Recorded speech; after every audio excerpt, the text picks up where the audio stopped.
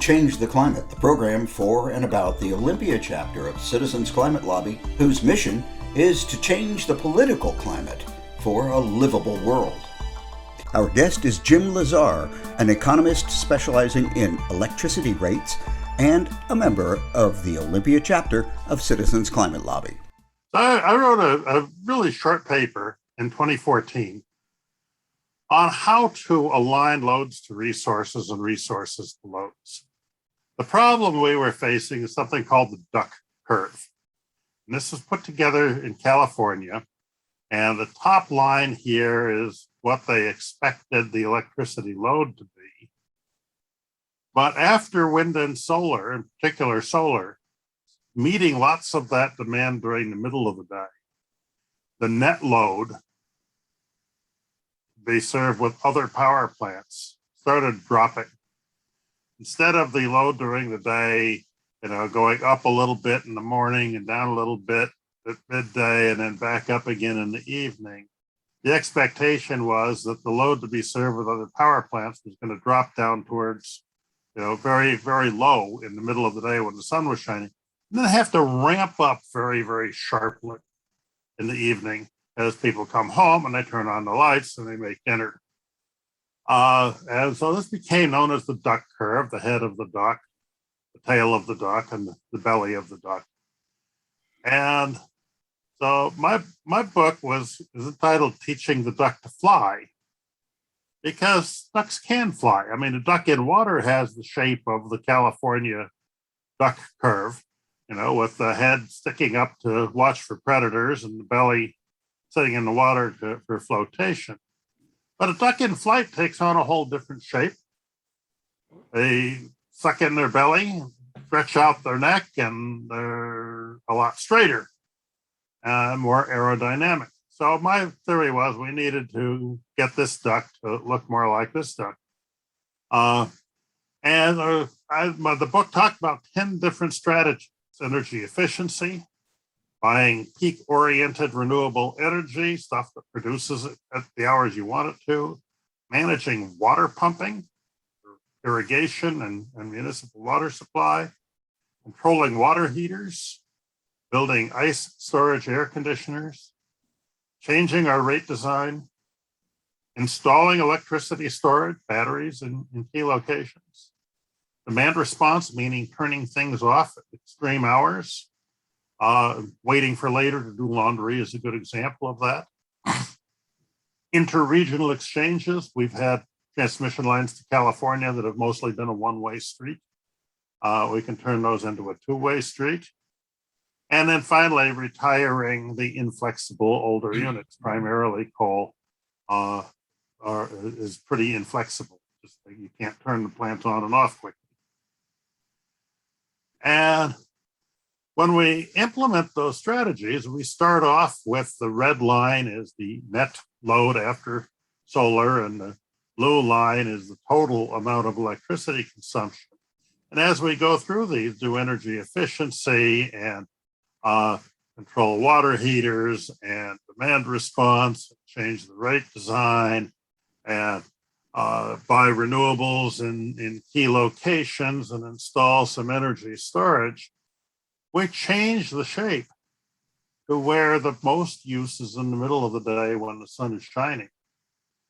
The least use is in the late afternoon, early evening, which is now the most difficult time. And pretty soon our duck is ready to take off.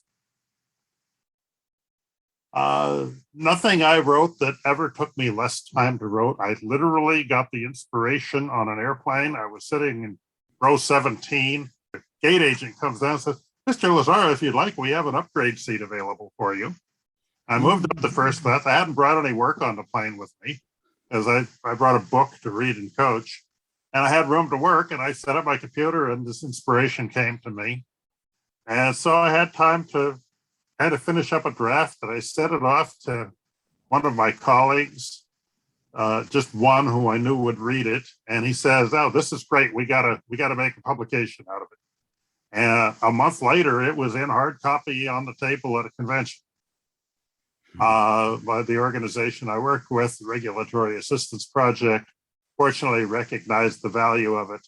It was a project that had never been planned. It had never been budgeted. It was entirely unexpected when it hit the inbox of the leader of the organization. And fortunately, he took the time to look at it and realized the value of it and told our publication staff to get it done. It's really, I think, has changed the world. I've written a lot of stuff. I've done a lot of things. This one took me really about 4 days of work. And nowhere in the world can someone now stand up at a meeting or come on screen in a meeting and say, we can't handle that much wind and solar. The grid would become so unstable. It wouldn't work. Instead, we've now got times when Hawaii is running 100% on renewable energy.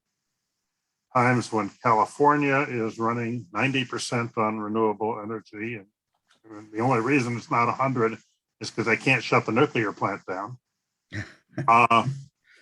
And island systems around the world are moving very rapidly. Island systems, whether it's Hawaii or the Caribbean, or Fiji, are tremendous opportunities and great laboratories because they make their electricity with diesel fuel. And the fuel costs more per kilowatt hour than our retail rates do here in Washington. The diesel at $4 a gallon, it makes 30 or 40 kilowatt hours of electricity. It's 10 or 15 cents a kilowatt hour just for the fuel. And so the economics are good. And we're seeing in island economies all over the world explosive growth in wind, solar, a little bit of tidal and energy, in some places, some geothermal energy, volcanic islands, and then battery storage. In Hawaii, as they are adding solar to the mix, the electric rates are going down because it's cheaper than what it replaces. Could you give us an overview of what's going on with you now, and has been going on? So, I'm an economist. I spent 40 years as a expert, mostly as a consultant in electric and natural gas utility regulation. I started my career during the second oil embargo, really, in 1979, when the U.S. first got fairly serious about promoting renewable energy and energy efficiency. An awful lot of my focus was on energy efficiency and the electric rate design that encourages and enhances customers' willingness to invest in improving the efficiency of their homes and their businesses. And we've accomplished a lot. Our electricity and total energy consumption per dollar of gross domestic product has dropped by more than half during the time I've been doing this. When I started, the conventional wisdom was that energy consumption and the economy grew in lockstep. And the oil embargoes really broke that link by getting our attention focused initially on energy efficiency, and now with technological innovation on using wind and solar power and battery storage. It's been a pretty exciting time to be in the career. It's hard for me to retire. I've been in this fight for 40 years and now we're winning. Who wants to leave the playing field when you're ahead? Yeah, that's great. So what are you working on right now? So an awful lot of what I'm working on right now is bicycling. Just finished harvesting our apples, bumper apple crop for our apple trees. All right. Made more dried apples and applesauce and apple pies than any other year. But I'm keeping at least a big toe in the energy policy. And I've been working both in Hawaii and in Nebraska, the Omaha Public Power District, on decarbonization plans for their utilities. And my own focus really throughout my career, more than any other single thing, has been on electric rate design. So this shows PSC's current residential rate design. You pay them $7.49 a month just to be connected to the system, and 9.3 cents for the first 600 kilowatt hours a month. That's enough for your lights and appliances. And everything above that is 11.3 cents, a 20% higher price.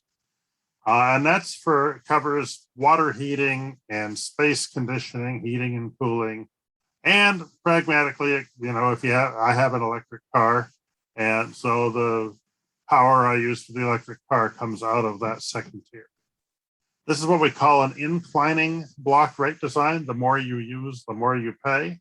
It was originally put together to give every customer on PSE system their share of the hydropower that's cheap at a low price, and then pay more for the more expensive power. It also happens that the higher usage is associated with space conditioning, heating and cooling, which is very temperature sensitive. So it's a very peaky load. It's kind of expensive to serve. This is a pretty good rate design, but now I'm going to show a comparison between two different utilities at opposite ends of the Platte River. The Omaha Public Power District has an average residential rate of about 11 cents a kilowatt hour. City of Fort Collins, Colorado has an average residential rate of about 11 cents a kilowatt hour. But the pricing structure is totally different. In Omaha, you pay $30 a month to be connected to the system. Compare that to $7.50 for PSC. In the summer, you pay a flat rate of about 9 cents a kilowatt hour. That's as cheap as PSC's lowest rate. And in the non-summer months, it's a declining block rate. The more you use, the more you pay. It's as cheap as a nickel a kilowatt hour.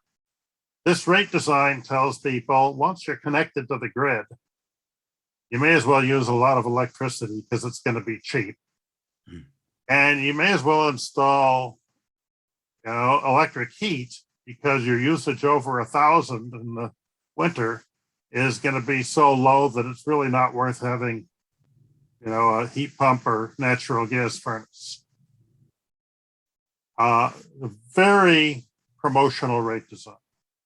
Fort Collins, the opposite. The customer charge, the fixed charge every month, less than a third of what Omaha charges. And then Fort Collins has a time of use rate. There's an on-peak period. In the summer afternoons, it's 26 cents a kilowatt hour. That's for 5 hours a day. And the rest of the time, it's 7 cents. The non-summer, morning is the peak period, 22 cents. All other hours at 7 cents. Well, if you can control your water heater to heat up off-peak, your electric car charger to heat up off-peak, and do your laundry outside of the 5 peak hours, you're going to be able to use this cheap power. And if you use power in the on-peak periods, you're going to pay a lot. This rate design has enabled them to bring a lot more wind and solar into their system because people aren't consuming so much power during the peak hours, or what we call the head of the duck in the California duck curve. And then Fort Collins also, once your usage goes over 700, you've used the sort of an essential needs level of service, they tack on a surcharge of 2.5 cents for every additional kilowatt hour. And that's just a conservation incentive. I've spent my whole life on rate design. I'm currently working with both of these utilities on decarbonization plans, very actively with Omaha and sort of indirectly through a colleague with Fort Collins. They're not very far apart. They're literally at the east and west ends of the Platte River. Their approach is completely different. I think the Omaha rate will draw them to a disaster where people abandon their natural gas heat, switch to electric heat, don't insulate their homes, don't install high efficiency heat pumps because at a nickel a kilowatt hour in the winter, it's not worth it.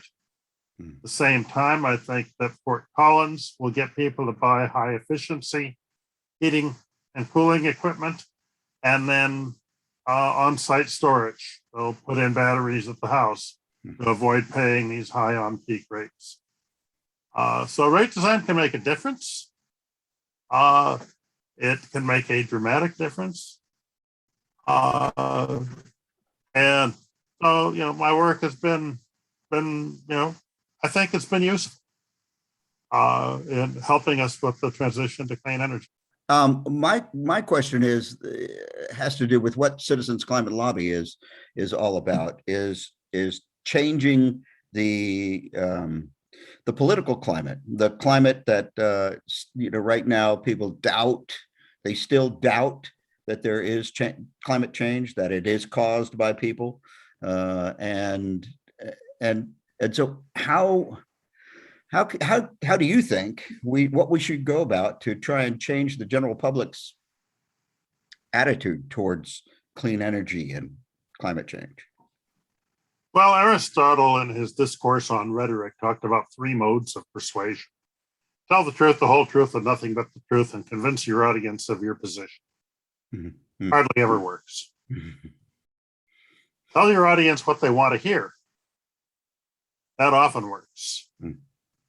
Or have your audience already trust you, and then you can tell them anything.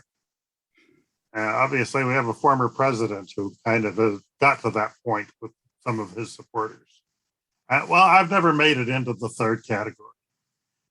But I've been taught well enough to know that the tell the truth, the whole truth, and nothing but the truth approach doesn't work very well. So you really have to work on tailoring your message so it sounds like what your audience wants to hear. People don't want to hear that the world is coming to an end, that agriculture as we know it is going to fail because of catastrophic climate change, and their grandchildren are going to starve. People want a more positive message than that. And so my focus has been, and I think our focus has to be, on there is a brighter future available. I'm an economist. That brighter future isn't going to cost us more. We're going to like it better. The lights are still going to come on when we flip the switch. We're still going to be able to do the laundry. We're still going to be able to take a hot shower. We're still going to be able to have cold milk. And we'll be able to watch MSNBC or Fox News, depending on our proclivity. And so the challenge is helping people understand that new technology is making a huge difference. And that new technology includes wind. It includes solar,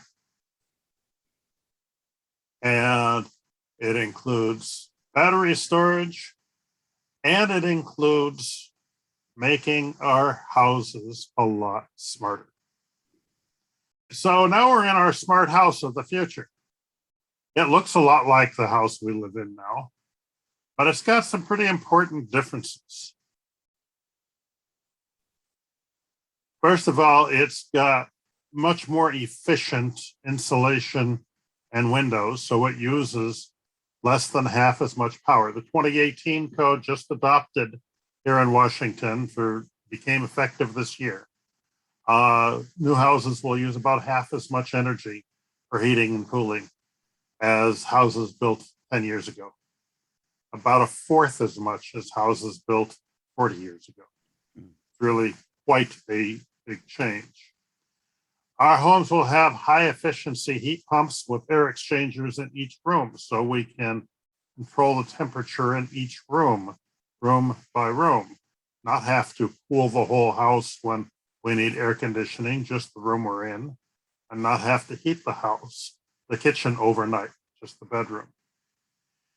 It'll have ice storage for the air conditioning, so we can make the cold when the wind is blowing or the sun is shining, and then use the cold when the air is hot. We have a smart thermostat that helps us control all of this, connected to a home energy management system that may be in our home or in the cloud. It'll have a grid integrated heat pump water heater that uses 1/3 as much energy to make our hot water, but is automatically controlled to do so when the power is cheap and clean. That is, when the wind is blowing or the sun is shining. We'll have solar on the roof to make some of our electricity ourselves. We'll have an internal battery storage unit that will allow us to continue to have essential needs during a power outage and put very light loads on the grid when power is expensive. It'll have electric vehicles that smart charge. When every time we plug them in, the app will ask us, do you want an economy charge or an urgent charge? And if we choose economy, it'll have us charged up by the next morning. If we choose urgent, it'll use expensive power to charge our cars. But it turns out we don't need to do that very often. In Minnesota, there's a pilot with smart charging of electric cars. 90%, 94% of the charging is taking place in the low-cost hours. We'll have smart appliances, laundry, fridge.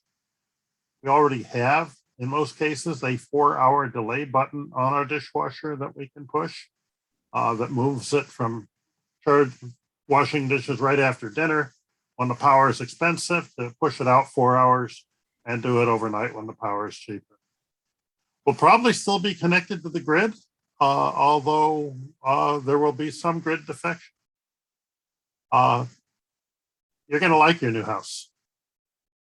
That's the kind of positive message that I think the public needs to hear. Yeah. Is that your electric bill, ideally, your electric bill will go up. The reliability of your service is going to be better because your on-site battery is going to mean that you can continue to function through a power outage. Mm-hmm. Your on-site solar is going to be able to recharge that battery. So even if it's a long power outage, you'll have some power in the house. The house is going to be comfortable. Going to heat when you want it heated. It's going to cool when you want it cooled. The dishes are going to be clean. The laundry is going to be clean. The milk is going to be cold. The ice cream is going to be frozen. And when you want hot coffee, you can get it. People don't want to hear the doomsday scenario. No. Yeah, so that the future is, the future is bright, even at night. A little poetic. But yeah, I'll try to think of the graphic that goes with that one, Ed. Yeah. No, but I think I agree with that. I think that people should understand that it's going to be better. It will be much better once we get into this thing. What do you feel, having been a person who actually worked towards eliminating nuclear power? What do you think about the ideas of Bill Gates and others who think that we should bring back nuclear power? I don't have a philosophical objection to nuclear power, and some of the small modular technologies have worked well for the Navy. I mean, we've had small modular reactors in the nuclear Navy for almost my entire life. Mm-hmm. The attack subs have 1 reactor, the Trident subs have 2, the aircraft carriers have 4. They're all pretty much the same model. They just put more of them in for the bigger ships. And they're now trying to adapt that concept to land. The designs are intended to be inherently safer, produce less radioactive waste. That's a good thing, but they're still up against an incredible barrier of cost. The cost of wind and solar have come down to 2 and 3 cents a kilowatt hour. And the most optimistic estimate for nuclear is about 6 cents a kilowatt hour, twice. And what people don't think about is that nuclear plants and wind and solar plants have something very important in common, which is nuclear plants run all the time, night and day. You can't really turn them down, and they're so expensive to build, you don't want to turn them down. But that means that you're producing power that you don't need in the middle of the night. Wind and solar only work when the wind is blowing or the sun is shining. They produce a lot of their power at times when you really don't want it. So in both cases, you need some kind of an energy storage system and smart energy control system to either store the power for use when you need it, or to turn things off during times when the power output is insufficient, and turn them on when you have a surplus. So they both basically need battery banks to go with them. So that's an additional cost, but it's an equal additional cost for nuclear, which starts out with an optimistic estimate of 6 cents, and for wind and solar, which start out at 2 and 3 cents. So nuclear power, I don't see an economic case for nuclear power. Wind and solar have simply gotten cheap. They're cheap, they're predictable, they're reliable. The storage technologies are getting better and cheaper. I think that it is a solution that the declining cost of clean energy has passed by. Well, I'll make another prediction that, as Bill Gates is also an investor in Form Energy, the company that has announced a dramatically cheaper battery technology. They call it reversible rusting. It stores energy in form of iron oxide. Bill Gates is also an investor in that company. If Form Energy's product, which is now being rolled out to a major utility in the Midwest, as a utility has a lot of wind power, if that technology proves up and really is as cheap as I think it's going to be, I think Bill Gates will pull the plug on his natrium reactor, saying, we can't compete.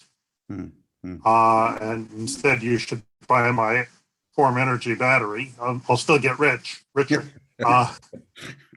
And if he pulls the plug on the natrium reactor, I think that X Energy and NuScale, the other small modular reactor companies, will quietly go away. Our planet is in deep trouble. Our planet is melting. If we don't do something, we may be the last generation to enjoy a comfortable life on this planet. We know how to save it with wind power, with solar power, with batteries, with energy efficiency, with smart houses, with electric cars, with good rate design. We must not fail. The eyes of the world are upon us. Thank you, Jim. Would you like to know more about Citizens Climate Lobby or join the Olympia Group? Go to citizensclimatelobby.org/chapters. Thank you for watching Change the Climate.